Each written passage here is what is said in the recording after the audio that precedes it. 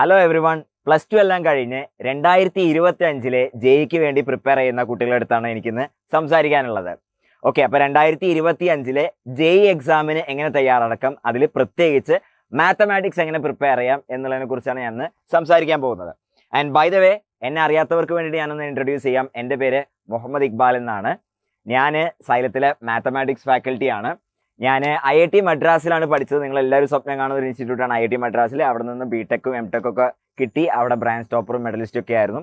പിന്നീട് ഒരു മൾട്ടിനാഷണൽ കമ്പനിയിൽ ക്യാമ്പസ് പ്ലേസ്മെന്റ് കിട്ടി, ജോലി ചെയ്യായിരുന്നു. ആ ജോലി ഉപേക്ഷിച്ച് ഫുൾ ടൈം ടീച്ചിങ്ങിലേക്ക് വന്ന ഒരാളാണ്. പഠിക്കുന്ന സമയത്ത് തന്നെ കേരള എൻട്രൻസ് പരീക്ഷ, IIT JEE, അതേപോലെ തന്നെ ഗേറ്റ് എക്സാം, ഈവൻ മാത്സ് ഒളിമ്പ്യാഡിൽ ഉൾപ്പെടെ റാങ്ക് കിട്ടിയിട്ടുണ്ട്. ആൻഡ് കഴിഞ്ഞ ഒരു 13 വർഷത്തോളമായിട്ട് ഫുൾ ടൈം ടീച്ചിങ് ഫീൽഡിലുള്ള ഒരാളാണ്. Current I M the head of department at xylem learning. Okay, that is about me. പല ആളുകൾക്കും അറിയുന്നുണ്ടാവും, അറിയാത്തവർക്ക് വേണ്ടി ഇൻട്രൊഡ്യൂസ് ചെയ്തതാണ്. അപ്പോൾ ഞാൻ ഇന്ന് പറയാൻ പോകുന്ന ഏറ്റവും പ്രധാനപ്പെട്ട ഒരു കാര്യം എന്താണെന്ന് വെച്ചാൽ, നമ്മൾ JEE ആസ്പിറൻസിനെ സംബന്ധിച്ചിടത്തോളം why mathematics is important. Mathematics എന്തുകൊണ്ടാണ് ഇത്രയും പ്രാധാന്യം അർഹിക്കുന്നത് എന്ന് പറയുന്നത്, ഒന്നാമത്തെ കാര്യം എന്ന് പറയാം, നമുക്ക് എല്ലാവർക്കും അറിയാം, മാത്സ് എന്ന് പറയുന്നത് ഒരു കോർ സബ്ജക്റ്റ് ആണ്. ഓക്കെ, നമ്മളെല്ലാവരും എഞ്ചിനീയറിംഗ് ആസ്പിറൻസ് ആവുന്നതിൻ്റെ ഒരു കാരണം മാത്സ് ഇഷ്ടപ്പെടുന്നതുകൊണ്ടാണെന്നാണ് ഞാൻ വിശ്വസിക്കുന്നത്. അങ്ങനെ തന്നെ ആവേണ്ടതാണ്. അപ്പോൾ മാത്സ് എന്ന് പറയുന്നത് ഒരു കോർ റിക്വയർമെൻ്റ് ആണ്. അത് JEE എൻട്രൻസ് ആയിക്കോട്ടെ, മറ്റ് എൻട്രൻസുകളായിക്കോട്ടെ, ഈവൻ എഞ്ചിനീയറിംഗിൽ പോയാലും ഒരു കോർ റിക്വയർമെൻ്റ് ആണ് മാത്തമാറ്റിക്സ് എന്ന് പറഞ്ഞത്. രണ്ടാമതൊരു കാര്യം എന്ന് പറഞ്ഞാൽ, നമ്മുടെ problem solving skill, analytical skill ഇതൊക്കെ ഇമ്പ്രൂവ് ചെയ്യാൻ വേണ്ട ഒരു സബ്ജക്റ്റാണ് മാത്തമാറ്റിക്സ്. അപ്പോൾ മാത്തമാറ്റിക്സ് എന്ന് പറയുന്നത് നമ്മുടെ പ്രോബ്ലം സോൾവിങ് സ്കില്ലൊക്കെ ബിൽഡ് ചെയ്യുന്ന ഒരു സബ്ജക്റ്റ് ആണെന്ന് മനസ്സിലാക്കാം. ഈവൻ നമ്മൾ എഞ്ചിനീയറിംഗിലും അല്ലെങ്കിൽ ടെക്നോളജിയിലൊക്കെ എന്താ ചെയ്യുന്നത്, നമ്മൾ റിയൽ വേൾഡ് പ്രോബ്ലംസ് സോൾവ് ചെയ്യാണ്. അപ്പോൾ അതിൽ നമ്മൾ മാത്തമാറ്റിക്സിൽ ഐഡിയാസ് ഉപയോഗിക്കുന്നുണ്ടാവും, കമ്പ്യൂട്ടർ സയൻസിൽ ഐഡിയാസ് ഉപയോഗിക്കുന്നുണ്ടാവും, ഫിസിക്സിൽ ഐഡിയാസ് ഉപയോഗിക്കുന്നുണ്ടാവും. പക്ഷേ അത് അണ്ടർലൈങ് ഫൗണ്ടേഷൻ എന്ന് പറയുന്നത് മാത്തമാറ്റിക്സ് ആണെന്ന് മനസ്സിലാക്കുക. അപ്പോൾ എഞ്ചിനീയറിംഗിന് വേണ്ട ഒരു ഫൗണ്ടേഷൻ എന്ന് പറയുന്നത് മാത്തമാറ്റിക്സ് ആണ്. അപ്പോൾ നിങ്ങൾ എഞ്ചിനീയറിംഗ് കോളേജിൽ എത്തിക്കഴിഞ്ഞാൽ മനസ്സിലാവും, നമ്മൾ 80 to 90% of whatever you are going to learn in any branch, അത് സിവിൽ എഞ്ചിനീയറിംഗ് ആയിക്കോട്ടെ, കമ്പ്യൂട്ടർ എഞ്ചിനീയറിംഗ് ആയിക്കോട്ടെ, ഇലക്ട്രോണിക്സ് എഞ്ചിനീയറിംഗ് ആയിക്കോട്ടെ, ഇതിലൊക്കെ 80 to 90% ഒക്കെ എന്തായിരിക്കും, സോളിഡ് മാത്തമാറ്റിക്കൽ ഫൗണ്ടേഷൻസ് ആവശ്യമുള്ള കാര്യങ്ങളായിരിക്കും. കാരണം മാത്തമാറ്റിക്സിന്റെ ബാക്ക്ഗ്രൗണ്ടിൽ നിന്ന് അതിന്റെ ഫൗണ്ടേഷൻസ് ഉപയോഗിച്ച് നമ്മൾ ബിൽഡ് ചെയ്ത് കൊണ്ടുവരുന്ന സബ്ജക്റ്റുകളായിരിക്കും നമ്മളവിടെ പഠിക്കുന്നുണ്ടാവാം. ആൻഡ് വേറൊരു കാര്യം എന്ന് പറഞ്ഞാൽ, നമുക്കറിയാം JEE മെയിനെ സംബന്ധിച്ചിടത്തോളം 1/3 വെയിറ്റേജ് ആണ് ഏതിനുള്ളത്, മാത്തമാറ്റിക്സിനുള്ളത്. എന്നാൽ കീമ്, കുസാറ്റ് പോലുള്ള നമ്മളെ മറ്റു പരീക്ഷയിൽ എത്തിക്കഴിഞ്ഞാൽ 50% വെയിറ്റേജ് മാത്തമാറ്റിക്സിനാണ്. അപ്പോൾ എന്തുകൊണ്ടും ഏറ്റവും ഇമ്പോർട്ടൻറ്റ് സബ്ജക്റ്റ്, നമ്മൾ പഠിക്കുന്ന 3 സബ്ജക്റ്റുകളിൽ ഏറ്റവും ഇമ്പോർട്ടൻറ്റ് സബ്ജക്റ്റ് എന്ന് പറഞ്ഞത് എന്താണ്, മാത്തമാറ്റിക്സ് ആണ്. നമുക്കറിയാം മാത്തമാറ്റിക്സ് ഒക്കെ പറഞ്ഞാൽ നമ്മളെന്താ 1ാം ക്ലാസ് തൊട്ട് മാത്തമാറ്റിക്സ് എന്നൊക്കെ പറഞ്ഞ് പഠിച്ചു തുടങ്ങാം. നമ്മൾ 1ാം ക്ലാസ്സിൽ ഫിസിക്സും കെമിസ്ട്രി ഒന്നും വാക്ക് കേട്ടിട്ടില്ല. പക്ഷെ മാത്സ് എന്ന് പറഞ്ഞാൽ എന്താണ്, 1ാം ക്ലാസ് മുതൽ നമ്മളൊരു ഭാഷയായിട്ട്, ഒരു ലാംഗ്വേജ് ആയിട്ട്, സയൻസ് എല്ലാം ഫിസിക്സും കെമിസ്ട്രി ഒക്കെ പഠിക്കാനുള്ള ഒരു ലാംഗ്വേജ് ആയി പഠിച്ച ഒരു സബ്ജക്റ്റ് ആണ്. അതുകൊണ്ട് തന്നെ നമുക്ക് ഫിസിക്സ് ആയിക്കോട്ടെ, കെമിസ്ട്രി ആയിക്കോട്ടെ, JEE ലെവലൊക്കെ നന്നായിട്ട് പെർഫോം ചെയ്യാൻ പറ്റുകയാണെങ്കിൽ നമുക്ക് സ്ട്രോങ് മാത്തമാറ്റിക്കൽ സ്കിൽസ് വേണം. അപ്പോൾ നമുക്കറിയാം എൻട്രൻസ് എക്സാമിലെ ഫിസിക്സും കെമിസ്ട്രിയും ഒക്കെ ഹൈലി മാത്തമാറ്റിക്കലാണ്, ഹൈലി ക്വാണ്ടിറ്റേറ്റീവ്, ഹൈലി ന്യൂമറിക്കലാണ്. ഓക്കെ, ഈവൻ നമ്മൾ എഞ്ചിനീയറിംഗ് കോളേജിൽ എത്തിക്കഴിഞ്ഞാലും നമ്മൾ മനസ്സിലാക്കുക എന്താണ്, അത് സബ്ജക്റ്റുകളൊക്കെ എഞ്ചിനീയറിംഗ് സബ്ജക്റ്റ് ആണെങ്കിലൊക്കെ അതെന്താണ്, ഹൈലി മാത്തമാറ്റിക്കലായിരിക്കും ഈ സംഭവങ്ങളെന്ന് മനസ്സിലാക്കുക. അപ്പം മാത്തമാറ്റിക്സ് എന്ന് പറയുന്നത് ഇന്റർ ഡിസിപ്ലിനറി ആപ്ലിക്കേഷൻ ഉള്ളതാണ് എന്തിൽ, ഫിസിക്സിലും കെമിസ്ട്രിയിലും. അതുകൊണ്ട് തന്നെ മാത്തമാറ്റിക്സ് നല്ല സ്ട്രോങ് ആവുകയും വേണം. ആൻഡ് അൾട്ടിമേറ്റ്ലി ഇതിൽ ഏറ്റവും വലിയ ഇമ്പോർട്ടൻറ്റ് കാര്യം എന്ന് വെച്ചാൽ, ടോപ്പ് റാങ്കുകൾ ഡിസൈഡ് ചെയ്യുന്നത് മാത്തമാറ്റിക്സാണ്. ഇപ്പോൾ JEE മെയിനും JEE അഡ്വാൻസ് ഒക്കെ ആയിക്കോട്ടെ, നമുക്കൊരു മിനിമം സ്കോർ നേടിയെടുക്കാൻ നമ്മളെ ഫിസിക്സും കെമിസ്ട്രിയാണ് ഹെൽപ്പ് ചെയ്യുക. കാരണം റിലേറ്റീവ്ലി ഈസിയർ ഫിസിക്സും കെമിസ്ട്രി ഒക്കെയാണ്. പക്ഷേ ടോപ്പ് റാങ്കുകൾ ഡിസൈഡ് ചെയ്യുന്നത് മാത്തമാറ്റിക്സ് ആണ്. ഓക്കെ, അപ്പോൾ മനസ്സിലാക്കേണ്ട കാര്യം എന്താ വെച്ചാൽ, കിങ് എന്ന് പറയുന്നത് അല്ലെങ്കിൽ കിങ് മേക്കർ ഒക്കെ എന്ന് പറയുന്ന സബ്ജക്റ്റ് എന്താണ്, മാത്തമാറ്റിക്സ് ആണെന്ന് മനസ്സിലാക്കുക. അപ്പോൾ മാത്തമാറ്റിക്സ് ഇഷ്ടമുള്ള ആളുകളായിരിക്കും നിങ്ങളെന്ന് കരുതുന്നു. എന്നിരുന്നാലും പല ആളുകളും മാത്തമാറ്റിക്സ് JEEന്റെ വളരെ ടഫായിട്ടാണ് കണക്കാക്കപ്പെടുന്നത് ജനറലി. അതിനുള്ള കാരണം, പ്രത്യേകിച്ച് കേരളത്തിലുള്ള ഒരു റീസൺ എന്ന് പറഞ്ഞത് എന്താണെന്ന് വെച്ചാൽ, നമ്മൾ സ്കൂളിൽ അല്ലെങ്കിൽ ബോർഡ് എക്സാമിന് പ്രിപ്പയർ ചെയ്യുന്ന മാത്തമാറ്റിക്സും ആക്ച്വലി നമ്മൾ പഠിക്കേണ്ട NCERT ബുക്കും തമ്മിൽ വലിയൊരു ഡിഫറൻസ് ഉണ്ട്. നമുക്കറിയാം NCERT പുസ്തകം എടുത്ത് നോക്കിയാൽ അതിൽ ഒരു വർഷത്തെ ഒരു ബുക്ക് എടുത്ത് നോക്കിയാൽ 1000-2000 പ്രോബ്ലംസ് ഒക്കെ ഒരു NCERT ബുക്കിലുണ്ടാവും. NCERT എക്സാംപ്ലർ പ്രോബ്ലം ബുക്കിൽ പിന്നെയും പ്രോബ്ലംസ് ഉണ്ടാവും. പക്ഷെ നമ്മൾ ബോർഡ് എക്സാമിന് വേണ്ടി പ്രിപ്പയർ ചെയ്യുന്നത് എങ്ങനെയാണ്, ബോർഡ് എക്സാമിന് നമ്മളൊരു കുറച്ച് പ്രീവിയസ് ഇയർ ക്വസ്റ്റ്യൻസ് ചെയ്ത് നോക്കി മേ ബി ഒരു 200-300 ക്വസ്റ്റ്യനുകളൊക്കെ ആയിരിക്കും നമ്മൾ പഠിച്ചു പോകുന്നുണ്ടാവും. എല്ലാവരുടെ കാര്യമല്ല, പക്ഷെ മെജോറിറ്റി ആളുകളും ചെയ്യുന്നത് അങ്ങനെയായിരിക്കും. എന്നാൽ NCERT പുസ്തകത്തിൽ ഒരു ലാർജ് നമ്പർ ഓഫ് ക്വസ്റ്റ്യൻസ് ഉണ്ടാവും. പക്ഷെ ആ ലാർജ് നമ്പർ ഓഫ് ക്വസ്റ്റ്യൻസിനെ കുറിച്ച് നമ്മൾ സാധാരണഗതിയിൽ വറി ചെയ്യാറില്ല. കാരണം എന്താ, ബോർഡ് എക്സാം പെർസ്പെക്റ്റീവിൽ മാത്രമാണ് നമ്മൾ സ്കൂളിൽ പഠിക്കാറുള്ളത്. അതുകൊണ്ട് തന്നെ ആ സ്കൂൾ പരീക്ഷയ്ക്ക് വേണ്ടത് എന്താണോ നമ്മൾ പഠിക്കുക. NCERT ബുക്ക് അരച്ച് കലക്കി മുക്കും മൂലയും നമ്മൾ പഠിക്കാൻ സാധാരണ മെനക്കെടാറില്ല. അപ്പൊ നല്ല താല്പര്യമുള്ള ആളുകളൊക്കെ എനിക്കറിയാം പുസ്തകം മുഴുവൻ ചെയ്യുന്നവരുണ്ടാവും. ബുക്കിലെ എല്ലാ എക്സാമ്പിൾസും എക്സസൈസും മിസ്ലേനിയസ് എക്സാമ്പിളും മിസ്ലേനിയസ് എക്സസൈസും ഇതെല്ലാം കഴിഞ്ഞിട്ട് NCERT എക്സാംപ്ലർ പ്രോബ്ലം ബുക്ക് വരെ ചെയ്യുന്നവരുണ്ട്. അവരെ കുറിച്ചല്ല, പക്ഷെ ജനറലി നമ്മൾ കാണുന്ന ഒരു ട്രെൻഡ് എന്താണെന്ന് വെച്ചാൽ നമുക്കൊരു മിനിമം സാധനം, പരീക്ഷയ്ക്ക് വേണ്ട മിനിമം സാധനം അത് പഠിച്ചാൽ മതി. കാരണം അത് പഠിച്ചാൽ നമുക്ക് എന്തോ ഫുൾ മാർക്ക് കിട്ടും. ആ രീതിയിലാണ് നമ്മൾ കൊണ്ടുപോകുന്ന ഒരു കാര്യം. രണ്ടാമതൊരു കാര്യം എന്ന് പറഞ്ഞാൽ നമ്മളുടെ മാത്തമാറ്റിക്സ് എഡ്യൂക്കേഷനിൽ കാണുന്ന ഒരു കാര്യം എന്ന് വെച്ചാൽ കുറേയൊക്കെ റോട്ട് ലേണിംഗ് ആണ്. അതായത് മെക്കാനിക്കലി പ്രോബ്ലം സോൾവ് ചെയ്ത് പോവുക, അതേ ടൈപ്പ് പ്രോബ്ലംസ് ആണ് നമുക്ക് പരീക്ഷയ്ക്ക് വരിക. അതേപോലെ കാൽക്കുലേറ്റേഴ്സ് ഉപയോഗിച്ചിട്ടുള്ള പഠനമാണ് നടക്കുന്നത്. ആൻഡ് അതേപോലെ തന്നെ നമുക്ക് എന്താണ്, കുറേയൊക്കെ മെമ്മറി ബേസ്ഡ് ആണ്. അതായത് അതുകൊണ്ടാണ് മാത്തമാറ്റിക്സ് എന്താണ്, ചിലപ്പോൾ പരീക്ഷ കഴിഞ്ഞിട്ട് 2-3 ദിവസം കഴിഞ്ഞാൽ ചിലപ്പോൾ അത് നമുക്ക് ചെയ്യാൻ പറ്റുന്നുണ്ടാവില്ല. ആ സമയത്തേക്ക് മാത്രമായിരിക്കും നമ്മൾ പഠിക്കുന്നുണ്ടാവുക. പക്ഷെ അങ്ങനെ ഒരു പഠിക്കേണ്ട ഒരു സബ്ജക്റ്റ് അല്ല മാത്തമാറ്റിക്സ്. കാരണം മാത്സ് എന്ന് പറഞ്ഞ സാധനം മനസ്സിലാക്കി പഠിക്കേണ്ടതാണ്, കോൺസെപ്റ്റ് മനസ്സിലാക്കി പഠിക്കേണ്ടതാണ്. അപ്പൊ അതാണ് അതിൽ വേറൊരു പ്രശ്നം, ചലഞ്ചായിട്ട് നമുക്ക് തോന്നുന്നത്. ആൻഡ് വേറൊരു കാര്യം എന്ന് പറഞ്ഞാൽ ഈവൻ NCERT ഫുള്ള് തറവായിട്ട് കവർ ചെയ്താൽ പോലും JEE പ്രോബ്ലത്തിലേക്ക് വരുമ്പോൾ NCERTക്കൊക്കെ കുറേ മേലെയാണ് JEE പ്രോബ്ലംസിന്റെ നിലവാരമുള്ളത്. നമ്മൾ പറഞ്ഞെന്താ, നമ്മൾ ഓൾറെഡി NCERT പലപ്പോഴും നമ്മൾ എന്ത് ചെയ്യുന്നില്ല, ഫുള്ള് കവർ ചെയ്തിട്ടുണ്ടാവില്ല. പക്ഷേ JEEലേക്ക് വരുമ്പോൾ NCERTന്റെ ഒരുപാട് മുകളിലായിരിക്കും ഈ പ്രോബ്ലംസ് ഒക്കെ ഉണ്ടാവുക. അപ്പൊ അങ്ങനെ വലിയൊരു ഗ്യാപ്പ് നമ്മൾ ഫീൽ ചെയ്യുന്നുണ്ട്. അപ്പൊ നമ്മൾ പഠിക്കേണ്ടതും ആക്ച്വൽ എക്സാമിൽ എക്സ്പെക്റ്റഡ് ലെവൽ തമ്മിൽ ഹ്യൂജ് ഗ്യാപ്പ് സാധാരണ അനുഭവപ്പെടുന്നത് കൊണ്ടാണ് നമുക്ക് മാത്തമാറ്റിക്സ് ടഫായിട്ട് വരുന്നത് എന്ന് മനസ്സിലാക്കുക. അപ്പൊ നമ്മളെ കുഴപ്പമല്ല അത്, ശരിക്കും അത് സിസ്റ്റം, നമ്മൾ കടന്നു വന്ന സിസ്റ്റത്തിന്റെ കുഴപ്പമാണ്. കാരണം നമ്മൾക്ക് ഇത്ര കാര്യങ്ങൾ പരീക്ഷയ്ക്ക് ആവശ്യമുണ്ടായിരുന്നുള്ളൂ, ആ രീതിയിലേ നമ്മൾ പഠിച്ചിട്ടുള്ളൂ. അല്ലെങ്കിൽ പലപ്പോഴും നമ്മൾ ആ പരീക്ഷയ്ക്ക് വേണ്ടി ഓറിയന്റഡ് ആയിട്ടുള്ള രീതിയിലായിരിക്കും നമ്മൾ പ്രിപ്പയർ ചെയ്തിട്ടുണ്ടാവുക. അപ്പൊ അതുകൊണ്ടാണ്. എന്നാൽ എൻട്രൻസ് പരീക്ഷയ്ക്ക് വരുമ്പോൾ മനസ്സിലാക്കേണ്ടതെന്ന് വെച്ചാൽ NCERT തൊറോ ആയിട്ട് മുക്കും മൂലയും കാര്യങ്ങൾ നമുക്ക് അറിയാൻ വേണം. അതുക്കും മേലെ പ്രോബ്ലം സോൾവിങ് സ്കിൽ ഉണ്ടാക്കിയെടുക്കുക വേണം. അപ്പൊ അതാണ് അതിൽ മനസ്സിലാക്കേണ്ട വേറൊരു കാര്യം. ഓക്കെ, അപ്പൊ നമ്മള് ശരി, മാത്സിൽ നന്നായിട്ട് പെർഫോം ചെയ്യാൻ എന്താണ് വഴി? അപ്പൊ ഞാൻ എൻ്റെ ഒരു പേഴ്സണൽ പെർസ്പെക്റ്റീവ് പറയുകയാണെങ്കിൽ, ഞാൻ എൻ്റെ ചെറുപ്പത്തിൽ മാത്സ് ഭയങ്കര നാച്ചുറൽ, എനിക്ക് ഭയങ്കര ഇഷ്ടമായിരുന്നു ചെറുപ്പത്തിൽ. അപ്പൊ ധാരാളം മാത്സ് ചെയ്താണ് മാത്സ് സ്കിൽ ഉണ്ടാക്കിയത്. അപ്പൊ ഓവർ ദി ഇയേഴ്സ് നമ്മൾ എന്ത് ചെയ്ത് പ്രാക്ടീസിൽ കൂടി ഉണ്ടാക്കിയെടുക്കേണ്ട സംഭവമാണ് മാത്തമാറ്റിക്സ്, മനസ്സിലാക്കുക. അപ്പൊ മാത്തമാറ്റിക്സിൽ നല്ല സ്ട്രോങ് ആവാൻ വേണ്ടത് എന്താ വെച്ചാൽ ഒന്ന് സ്ട്രോങ് ഫൗണ്ടേഷൻ ആണ്. അപ്പൊ NCERT ബുക്ക് ഇതാണ് ഇതിന്റെ ഫൗണ്ടേഷൻ എന്ന് പറയുന്നത്. ബേസിക് ബുക്സ് എന്ന് പറയുന്നത് എന്താണ്, NCERT ബുക്കാണ്. അപ്പൊ you have to start with NCERT textbook. NCERT book must ആയിട്ട് നമ്മൾ എന്ത് ചെയ്യണം, കവർ ചെയ്തിരിക്കണം. രണ്ടാമത്തെ കാര്യം എന്ന് വെച്ചാൽ കോൺസെപ്റ്റുകൾ മനസ്സിലാക്കി പഠിക്കണം. അത് വെറുതെ മെമ്മറൈസ് ചെയ്യാതെ അല്ലെങ്കിൽ റോട്ട് ലേണിംഗിലേക്ക് പോവാതെ കാര്യങ്ങൾ മനസ്സിലാക്കിയിട്ട് തന്നെയാണ് നമ്മൾ എന്ത് ചെയ്യേണ്ടത്, പഠിക്കേണ്ടത്. അൾട്ടിമേറ്റ്ലി KPS എന്ന് വിളിക്കുന്ന സംഭവമുണ്ട്, നാക്ക് ഓഫ് പ്രോബ്ലം സോൾവിങ്. എന്താ നാക്ക് ഓഫ് പ്രോബ്ലം സോൾവിങ്? ഒരു ക്വസ്റ്റ്യൻ കിട്ടിക്കഴിഞ്ഞാൽ, ഒരു പ്രോബ്ലം കിട്ടിക്കഴിഞ്ഞാൽ നമ്മളിത് എങ്ങനെ തുടങ്ങണം, അല്ലെങ്കിൽ ഒരു സ്റ്റെപ്പ് എത്തിക്കഴിഞ്ഞാൽ അടുത്ത സ്റ്റെപ്പിലേക്ക് എങ്ങനെ പോകണം, സിസ്റ്റമാറ്റിക് ആയിട്ട് ആദ്യത്തെ സ്റ്റെപ്പിൽ നിന്ന് അവസാനത്തെ സ്റ്റെപ്പിൽ ഉത്തരം കിട്ടുന്നത് വരെ നമുക്ക് എങ്ങനെ മുന്നോട്ട് പോകാം, ഈ കാര്യങ്ങളൊക്കെ നമ്മൾ ബ്രെയിനിൽ തിങ്ക് ചെയ്യേണ്ട സംഭവമാണ്. ആ തിങ്കിങ് പ്രോസസ്സ് ഉണ്ടാക്കിയെടുക്കാനുള്ള വഴി എന്ന് പറഞ്ഞത്, ഒരു വഴി എന്ന് പറഞ്ഞാൽ you should be extremely genius. രാമാനുജനെ പോലെയുള്ള ആളുകളൊക്കെ ആവണം. പക്ഷെ നമ്മളൊന്നും അങ്ങനെയല്ലല്ലോ, നമ്മളൊക്കെ സാധാരണ ആളുകളല്ലേ. നമ്മൾ സാധാരണ ആളുകളാണ്, പക്ഷെ നമ്മളെല്ലാവരും നല്ല ഇന്റലിജന്റ് ആയ ആളുകളാണ്. അപ്പൊ നമ്മളെ സംബന്ധിച്ചിടത്തോളം ആ വഴി എന്ന് പറഞ്ഞാൽ ധാരാളം പ്രാക്ടീസ് ചെയ്യുക എന്നുള്ളതാണ്. ധാരാളം പ്രോബ്ലംസ് പ്രാക്ടീസ് ചെയ്യുന്നതിൽ കൂടെ നമുക്ക് എന്ത് ചെയ്യും, നമ്മുടെ ബ്രെയിനിൽ അത് വയേർഡ് ആയിരിക്കും. ഒരു പ്രോബ്ലം കിട്ടിക്കഴിഞ്ഞാൽ തന്നെ നമുക്കത് ക്ലിക്ക് ആവും. ഇത് പ്രോബ്ലം എങ്ങനെയാണ് സ്റ്റാർട്ട് ചെയ്യേണ്ടത്, ഒരു സ്റ്റെപ്പിൽ നിന്ന് അടുത്ത സ്റ്റെപ്പിലേക്ക് എങ്ങനെ പോകേണ്ടത്, അങ്ങനത്തെ കാര്യങ്ങളൊക്കെ നമുക്ക് നാച്ചുറലി വരും. ഓക്കെ, അതാണ് നമ്മൾ KPS എന്ന് വിളിക്കുന്നത്. ഓക്കെ, അപ്പോൾ അതിന് നമ്മൾ JEEന്റെ പ്രിപ്പറേഷനിലേക്ക് വരുമ്പോൾ ഞാൻ പറഞ്ഞല്ലോ, മാത്തമാറ്റിക്സ് വളരെ ഇമ്പോർട്ടൻ്റ് ആണ്. അപ്പോൾ മാത്തമാറ്റിക്സിൽ ഇന്ന ചില വിഷയങ്ങളൊക്കെ ഉണ്ട്. അതെല്ലാം ഫിക്സ് ചെയ്യാൻ വേണ്ടിയിട്ട് നമ്മൾ അടുത്ത കൊല്ലം അല്ലെങ്കിൽ അപ്കമിങ് അക്കാഡമിക് ഇയറിൽ നമ്മൾ വീര, അതായത് നമ്മുടെ ഓഫ്ലൈൻ റിപ്പീറ്റർ ബാച്ച് ഹൈബ്രിഡ് മോഡലിലാണ് നടത്തുന്നത്. അപ്പോൾ ഹൈബ്രിഡ് സിസ്റ്റത്തിനെ കുറിച്ച് വളരെ ഡീറ്റെയിൽ ആയിട്ട് വീഡിയോസും ഡെമോൺസ്ട്രേഷൻസും കാര്യങ്ങളൊക്കെ വരും. എന്നിരുന്നാലും ഞാൻ ഒന്ന് പറയട്ടെ, നമ്മൾ JEE ആസ്പിറന്റിനെ സംബന്ധിച്ചിടത്തോളം, റിപ്പീറ്റ് ചെയ്യുന്ന ഒരാളെ സംബന്ധിച്ചിടത്തോളം ഏറ്റവും വലിയ ചലഞ്ച് എന്താണെന്ന് അറിയോ? സമയമാണ് അടുത്തൊരു പ്രശ്നം. കാരണം നമ്മൾ മെയ് മാസത്തിലോ ജൂൺ മാസത്തിലോ ഒക്കെ ക്ലാസ് തുടങ്ങി, എക്സാം വരാൻ പോകുന്നത് ജനുവരി മാസത്തിലാണ്. ജനുവരിയിൽ നമ്മൾ JEE വരും. അപ്പോൾ ഒരു ഡിസംബർ ഫസ്റ്റ് വീക്ക് ഒക്കെ ആകുമ്പോഴേക്കും നമുക്ക് എന്ത് ചെയ്യണം, ക്ലാസ്സുകൾ നിർത്തണം. എന്നാലാണ് ഒരു 45 ദിവസം നമുക്ക് റിവിഷനൊക്കെ കിട്ടുള്ളൂ. അപ്പൊ കിട്ടുന്ന ഒരു 6 മാസമേ നമ്മുടെ കയ്യിലുള്ളൂ. അപ്പൊ റിപ്പീറ്റ് ചെയ്യുമ്പോൾ പല ആളുകളും വിചാരിക്കും ഞാൻ ഒരു വർഷം റിപ്പീറ്റ് ചെയ്യാൻ പോകണം, പക്ഷെ ഒരു വർഷം ഫുൾ ഇല്ല എന്ന് മനസ്സിലാക്കുക. നമ്മുടെ കയ്യിൽ 6 മാസമുള്ളത്. അപ്പൊ ടൈം വളരെ ലിമിറ്റഡ് ആണ്. ഈ 6 മാസം മാത്രമേ നമ്മുടെ കയ്യിലുള്ളൂ. ഈ 6 മാസം എങ്ങനെ എഫിഷ്യൻ്റ്ലി യൂട്ടിലൈസ് ചെയ്യാം എന്നുള്ളതിൽ നിന്നാണ് നമ്മളുടെ റിപ്പീറ്റർ ബാച്ച് ഓക്കെ നമ്മൾ ഹൈബ്രിഡ് മോഡലിലേക്ക് മാറ്റുന്നത്. അപ്പോൾ ഈ ഹൈബ്രിഡ് മോഡലിലേക്ക് മാറ്റുന്നത് എന്തിനാന്ന് വെച്ചാൽ ഇത് ഓൾറെഡി നമ്മൾ നീറ്റിൽ വളരെ സയൻറ്റിഫിക് ആയിട്ട് ഡിസൈൻ ചെയ്ത് മൾട്ടിപ്പിൾ ഇയേഴ്സിൽ അത് റൺ ചെയ്ത് ടൈം ടെസ്റ്റഡ് ആയിട്ട് അതേപോലെ ഹെവിലി സക്സസ്ഫുൾ ലാർജ്ലി സക്സസ്ഫുൾ ആയിട്ടുള്ള ഒരു മോഡലാണ്. നമുക്കറിയാം കോവിഡിന് ശേഷം ലോകം മുഴുവൻ ഹൈബ്രിഡ് മോഡലിലേക്ക് മാറിക്കഴിഞ്ഞു.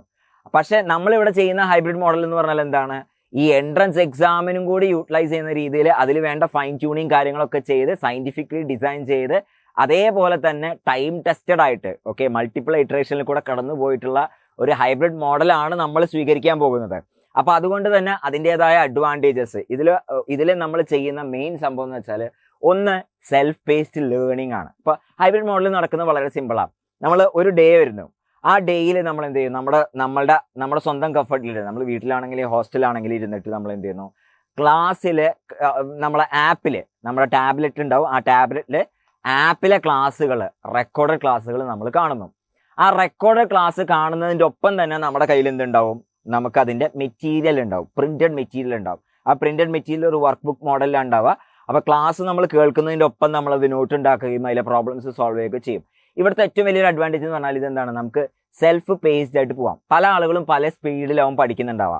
അപ്പോൾ ഒരു ക്ലാസ് മുറിയിൽ ഇരുന്ന് പഠിക്കുന്നതിനേക്കാൾ ഉപരി ഇവിടെ നമുക്ക് എന്ത് ചെയ്യാം, ആവശ്യമുള്ള സ്ഥലത്ത് വീഡിയോ പോസ് ചെയ്ത് റിവൈൻഡ് ചെയ്ത് വേണമെങ്കിൽ നമുക്ക് സ്പീഡിൽ പോകേണ്ട ആളുകൾക്ക് എന്ത് ചെയ്യും 1.5x 2x ഒക്കെ വേണമെങ്കിൽ പോവാം. ഇനിയിപ്പോൾ ഓൾറെഡി നമ്മൾ എന്ത് ചെയ്യുന്നുണ്ടാവും, ഇത് നമ്മൾ വീഡിയോസ് എല്ലാം ചെറിയ ചെറിയ വീഡിയോസ് ആയിട്ട് ഉണ്ടാവുക. അപ്പോൾ ഒരു ഭാഗം നിങ്ങൾക്ക് ഓൾറെഡി നല്ല തുറയാണെങ്കിൽ ആ വീഡിയോ കാണേണ്ട ആവശ്യമില്ല, അത് ഓൾ ടുഗെദർ സ്കിപ്പ് ചെയ്ത് നമുക്ക് ഇഷ്ടമുള്ള രീതിയിൽ നമ്മളുടെ കംഫർട്ടിനനുസരിച്ച് നമ്മളുടെ പേസിനനുസരിച്ച് മുന്നോട്ട് പോകാൻ പറ്റുന്നതാണ് ഇതിലെ ഒരു കാര്യം. അപ്പോൾ നമ്മൾ വീട്ടിലിരുന്ന് ഡേ 1 ക്ലാസ്സുകൾ നമ്മൾ കാണുന്നു. ഓക്കെ, ക്ലാസ് കണ്ടതിന് ശേഷം അതിലെ പ്രോബ്ലം സോൾവിങ് കാര്യങ്ങളൊക്കെ മനസ്സിലാക്കി, അതായത് ഏറ്റവും നല്ല ടീച്ചറെ ക്ലാസ് ആയിരിക്കും നിങ്ങൾക്ക് ആപ്പിൽ ഉണ്ടാവുക.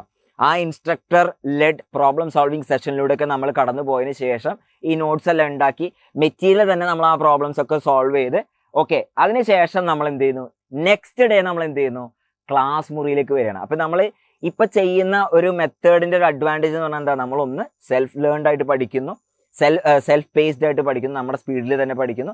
അതേപോലെ നമ്മൾ ആക്റ്റീവായിട്ട് അതിൽ ഇൻവോൾവ് ചെയ്യണം, ക്ലാസ്സിൽ നമ്മൾ ആക്റ്റീവായിട്ട് ഇൻവോൾവ് ചെയ്യണം.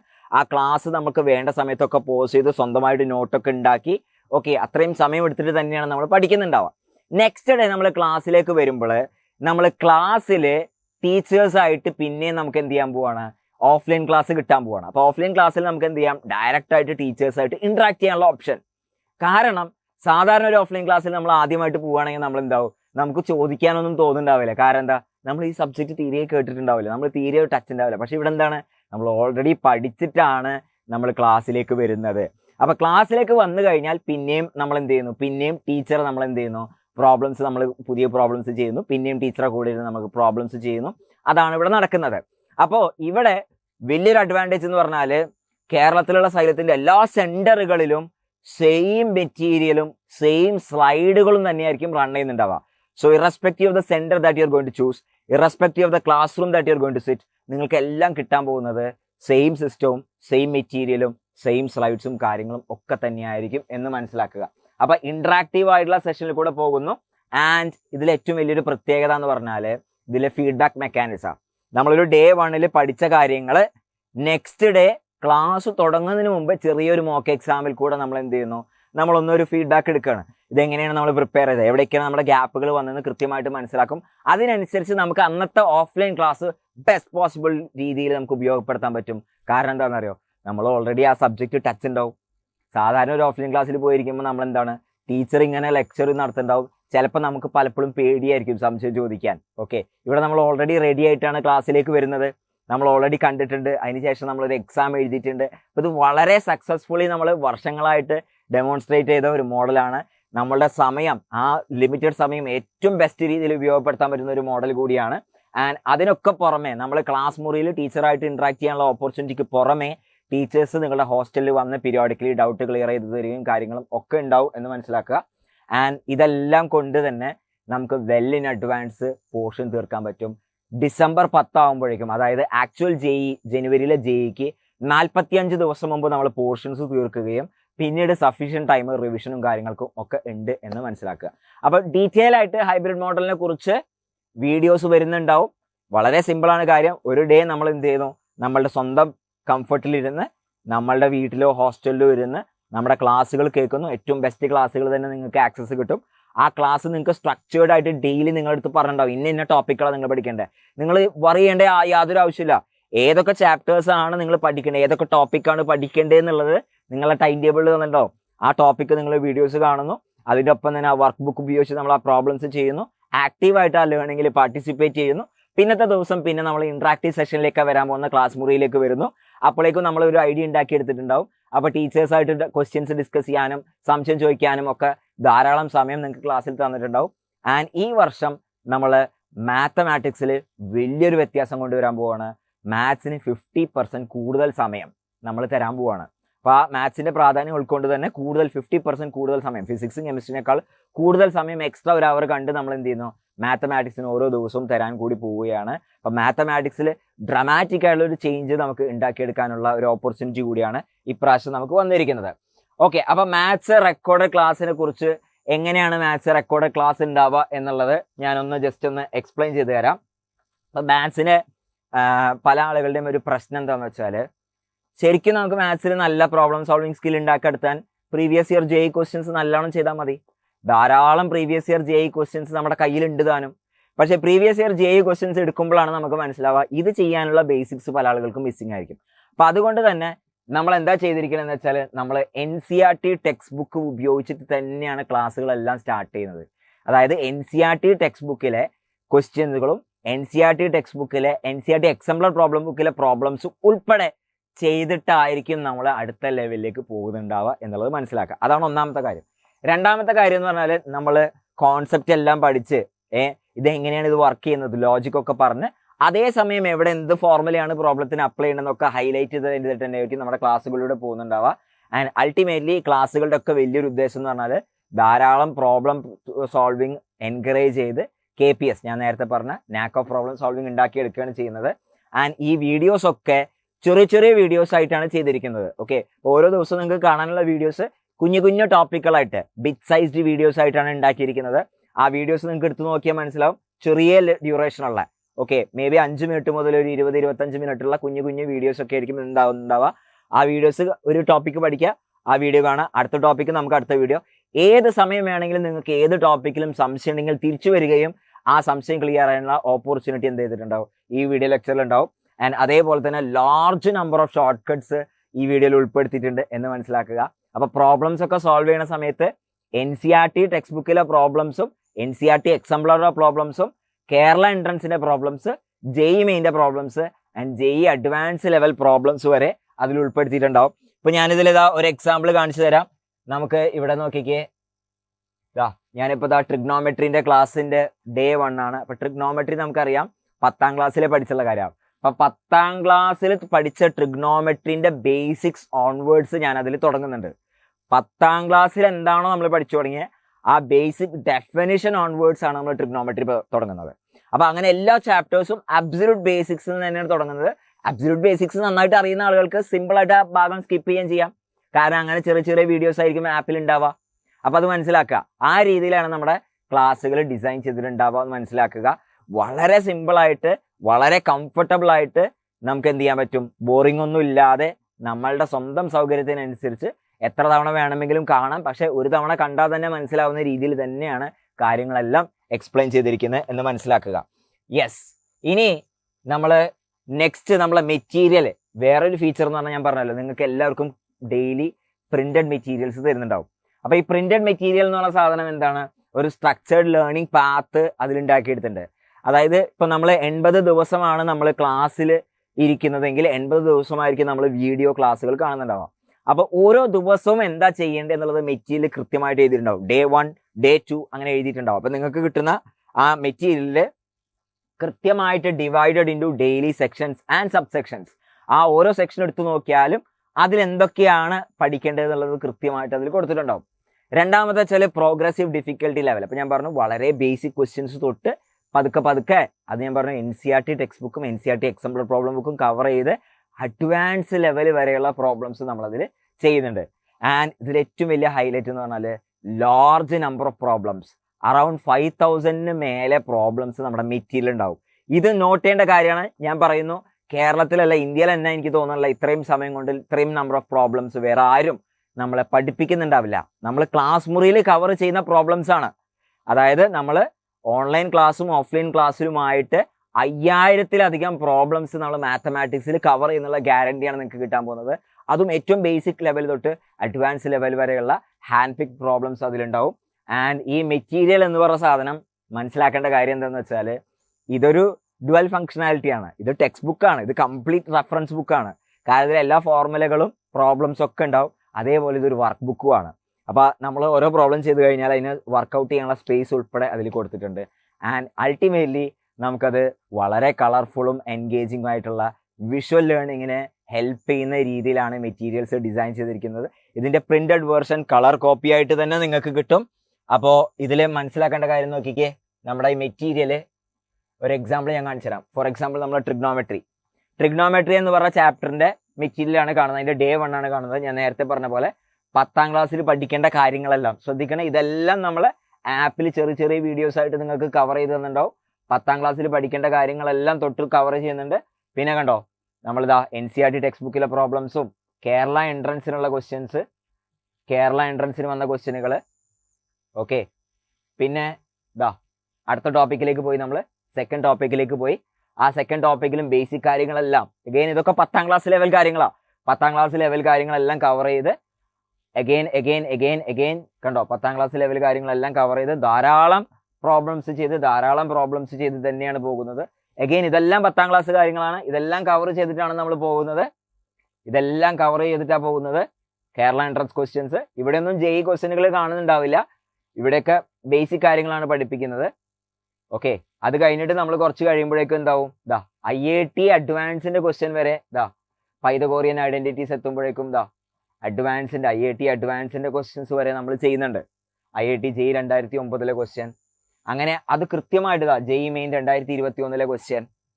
ഓക്കെ, അപ്പൊ NCERT ടെക്സ്റ്റ് ബുക്കും NCERT എക്സാമ്പിൾ പ്രോബ്ലം ബുക്കും കീമിലെ പ്രോബ്ലംസും അതേപോലെ തന്നെ JEE മെയിൻ്റെ പ്രോബ്ലംസ്, JEE അഡ്വാൻസിന്റെ പ്രോബ്ലംസ് ഇതെല്ലാം തറവായിട്ട് കവർ ചെയ്തിട്ടാ. പണ്ട് ഒരിക്കൽ IITക്ക് ചോദിച്ച ചോദ്യം, അത് നമ്മുടെ NCERT എക്സാമ്പിൾ പ്രോബ്ലം ബുക്കിലുള്ള ക്വസ്റ്റ്യൻ. അപ്പൊ വരാൻ സാധ്യതയുള്ള ഏറ്റവും നല്ല ക്വസ്റ്റ്യനുകൾ നോക്കിയിട്ട് തന്നെ സെലക്ട് ചെയ്തിട്ട് തന്നെയാണ് നിങ്ങളുടെ മെറ്റീരിയൽ ഉണ്ടാവാന്ന് മനസ്സിലാക്കുക. JEE മെയിൻ വന്ന ക്വസ്റ്റ്യൻ കണ്ടോ. ഇപ്പൊ ഫോർ എക്സാമ്പിൾ ഈ ക്വസ്റ്റ്യൻ നിങ്ങൾക്ക് നോക്കിയാൽ മനസ്സിലാവും. IIT JEE 1995 വന്നു, അത് NCERT എക്സാമ്പിൾ പ്രോബ്ലം ബുക്കിൽ വന്നു.